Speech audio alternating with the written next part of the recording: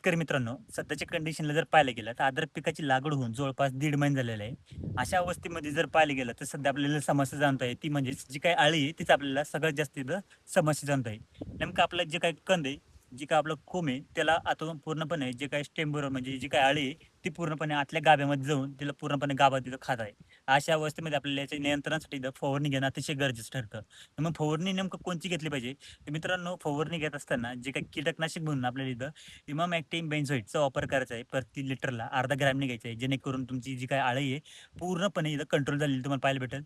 त्याचबरोबर बुरशीनाशक घ्यायचं तुम्हाला. जे काही टिपका, जो काही करपा आहे, त्याला कंट्रोल करण्यासाठी तुम्हाला इथं बुरशीनाशकचा वापर करायचा आहे. बुरशीनाशक घेत असताना साप पावडर, M45 किंवा 22T तिन्हीपैकी कोणतं एक बुरशीनाशक तुम्ही घेऊ शकता. जे काही करपा आहे, ते चांगल्या पद्धतीने कंट्रोल होण्यासाठी प्रति लिटरला 2 ग्रॅमपर्यंत तुम्हाला बुरशीनाशकाचा वापर करायचा आहे.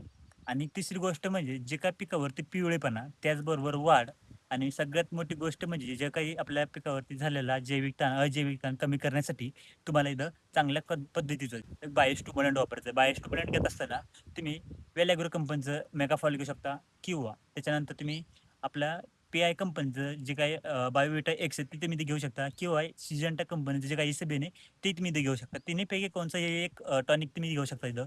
प्रति लिटरला 2 ते 2.5 मिलीपर्यंत तुम्हाला याचा वापर करायचा आहे. तिन्हीचं एकत्रित कॉम्बिनेशन करून यामध्ये तुम्हाला एकदा चांगल्या कंपनीचं तुम्हाला पी-एच बॅलन्सर घ्यायचं आहे आणि त्याचबरोबर तुम्हाला स्टिकरचा वापर करायचा आहे.